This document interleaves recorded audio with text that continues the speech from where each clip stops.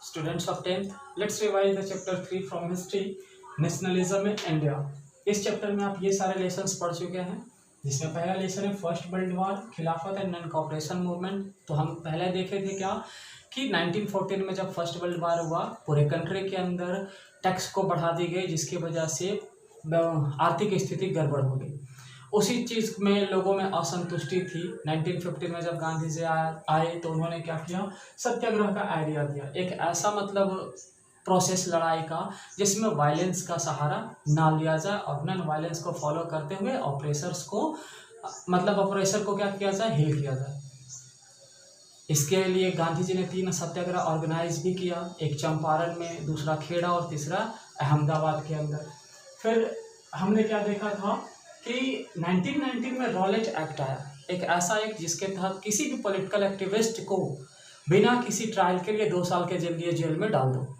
इसके विरोध में 6 अप्रैल को गांधी जी ने सत्याग्रह शुरू किया, तो पूरे कंट्री लेवल में विरोध इसका शुरू हो गया एंड परिणाम स्वरूप जलियांवाला बाग हत्याकांड हुआ 13 अप्रैल 1919 को। इसमें क्या किया, जनरल डायर ने क्या किया, जलियांवाला बाग में हजारों की संख्या में लोगों पर फायरिंग की।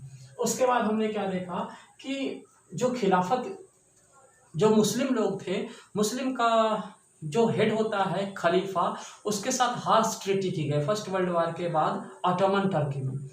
तो उसी को सपोर्ट के लिए बॉम्बे में मोहम्मद अली और शौकत अली ने क्या किया, खिलाफत कमेटी बनाई और गांधी जी ने मुस्लिम और हिंदुओं को यूनाइट करने के लिए नागपुर के सेशन में सितंबर 1920 में उन्होंने क्या किया, खिलाफत कमेटी को हिंदुओं के साथ मिला दिया। और इस तरह से जनवरी 1921 में गांधी जी ने NCM यानी नॉन कॉपरेशन मूवमेंट शुरू किया।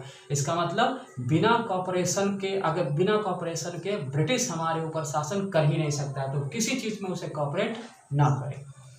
इसके बाद हमने दूसरा देखा कि जो NCM गांधी जी ने स्टार्ट किया, लोगों ने इसका मतलब ही अपने अपने तरीके सही से समझा ही नहीं। जैसे हम जब बात करते हैं पीजेंट्स का या फिर शहरों में रहने वाले मिडिल क्लास का, तो वो लोग भी रिजाइन किए जॉब से, विदेशी वस्तुओं का बहिष्कार किए, लेकिन जब अल्टरनेट सुविधा नहीं मिला वो रिज्वाइन कर गया।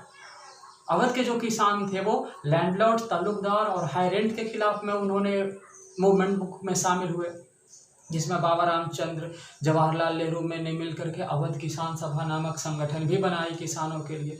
इसी तरह से जब आंध्र प्रदेश में पीजेंट के पास चलते हैं, ट्राइबल पीजेंट्स, तो उसमें अल्लूरी सीताराम राजू का हम लोगों ने केस देखा कि कैसे वो मतलब लोगों को गांधीगिरी सिखा रहे थे, बट स्वराज का मतलब वो भी सही से नहीं समझ पाए।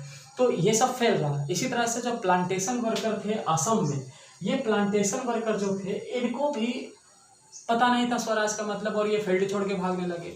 जबकि इनके ऊपर एक्ट लगा हुआ था कि बिना इमिग्रेशन एक्ट के, बिना ब्रिटिश के परमिशन के आप प्लांटेशन फील्ड छोड़ नहीं सकते हो। तो ये लोगों ने छोड़ा, ये भी स्वराज का मतलब सही मायने में समझ ही नहीं पाए। तो NCM जो था सक्सेसफुल इन्हीं वजहों से नहीं रह पाया। उसके बाद हम देखें कि आगे क्या हुआ कि जब गांधी जी ने इसे ऑफ कर दिया चौरी चौरा मूवमेंट के कारण, चौरी चौरा इंसिडेंट जो हुआ था गोरखपुर में, उसके वजह से फिर 1930 में गांधी जी ने सिविल डिसोबीडियंस मूवमेंट शुरू किया, क्योंकि कुछ ऐसे कारण क्रिएट हो गए। जैसे कारण क्या हुआ, कांग्रेस से एक अलग पार्टी बन गई, स्वराज पार्टी। CR दास और मोतीलाल नेहरू के नेतृत्व में उनको लगा था इलेक्शन में पार्टिसिपेट करके ही हम ब्रिटिश को समझा सकते हैं, जबकि पूरे कंट्री लेवल पे इकोनॉमिक डिप्रेशन आ गया। साथ ही साथ साइमन कमीशन जो आया, उस कमीशन में एक भी व्यक्ति इंडियन नहीं था, इसका भी विरोध हो रहा था। इस चीज़ को देखते हुए जवाहरलाल नेहरू ने लाहौर में कांग्रेस सेशन लगाया, पूर्ण स्वराज की डिमांड कर दी, 26 जनवरी को इंडिपेंडेंस डे के रूप में घोषित कर दिया। यह सब का सब एक अनसक्सेसफुल मतलब प्रयास रहा, और इसी वजह से गांधी जी ने दांडी मार्च के माध्यम से 11 मार्च 1930 को दांडी मार्च के माध्यम से CDM लॉन्च कर दिया। दांडी मार्च में उन्होंने क्या किया, 6 अप्रैल को फिर 60 लॉ को भंग किया और पूरे कंट्री में CDM स्टार्ट कर दिया। इसका मतलब विदेशी सामान का बहिष्कार भी करो और साथ ही साथ ब्रिटिश के बनाए हुए लॉ को भी नहीं मानो। इसके विरोध में पूरे कंट्री में वायलेंस होने लगा, बहुत से लीडर अरेस्ट किए गए, बहुत से पे गोली भी चलाई गई। तो गांधी जी और इरविन के बीच में, लॉर्ड इरविन के बीच में समझौता हुआ, जिसे गांधी इरविन पैक्ट कहा गया। इस पैक्ट के तहत गांधी जी लंदन चले गए राउंड टेबल कॉन्फ्रेंस में, ब्रिटिश ने पॉलिटिकल प्रिजनर्स को रिलीज कर दिया। लेकिन जब ये राउंड टेबल कॉन्फ्रेंस सक्सेसफुल नहीं हुआ तो गांधी जी लौट आए, और जब उन्होंने दोबारा रीलॉन्च करनी चाहिए CDM को, तो वो नहीं हो पाई। क्यों नहीं हो पाई, तो उसका हम देखेंगे कि जो CDM में पार्टिसिपेंट्स थे जिन ग्रुप ने, जिन कम्युनिटी ने पार्टिसिपेट किया वो अपना मतलब लेके भागीदार बने थे। जैसे जो बड़े बड़े किसान थे गुजरात के, यूपी के जट और पटीदार, ये अपना रेवेन्यू माफ करवाने के लिए शामिल हुए थे। छोटे किसान शामिल ही नहीं हुए। जो बिजनेस क्लास थे, ट्रेडर्स थे, ये अपना प्रॉफिट के लिए मूवमेंट में शामिल हुए। साथ ही साथ छोटे वर्कर शामिल न हुए, औरतों को कोई पूछ ही नहीं रहा था। ये सब कारण था, ये सब अपना अपना मोटो लेके शामिल हुए, इसलिए ये सक्सेसफुल नहीं रहा। एंड कुछ लिमिट भी रह गया, कुछ कमी भी रह गया सीरियम में। कमी रह गया 2 चीज़ का, पहला दलित का और दूसरा मुस्लिम का।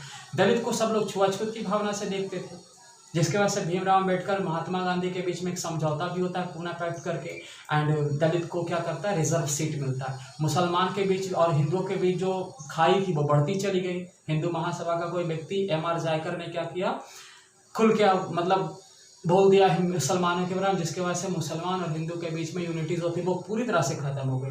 तो सीरियम में कमी थी, पार्टिसिपेंट्स ऐसे समझ नहीं पाए, इसलिए ये भी सक्सेसफुल नहीं रहा और दोबारा कोई शामिल भी नहीं हुआ। बाद में क्वाइट इंडिया मूवमेंट स्टार्ट हुआ, इंडिया आज़ाद हुआ, वो सब यहाँ नहीं है। बट लास्ट में देखेंगे कि जो इंडिया को यूनाइट करने की कोशिश की जा रही थी वो कैसे की जा रही थी। तो 4 माध्यम से की जा रही थी। पहला पॉपुलर प्रिंट, जिसमें मैंने भारत माता का बताया, अवनींद्रनाथ टैगोर था। फिर बंकिम चंद्र चट्टोपाध्याय थे जो वंदे मातरम हैम्स लिखे थे। फिर फॉकलर और सॉन्ग्स की बात की गई, जिसमें नतेशा शास्त्री और रविन्द्रनाथ टैगोर का नाम आया। फिर सिम्बल्स में हमने तिरंगा का देखा। तिरंगा में क्या देखा कि स्वदेशी मूवमेंट, फिर 1921 में, फिर 1931 में उसको बार बार कलर को चेंज की गई।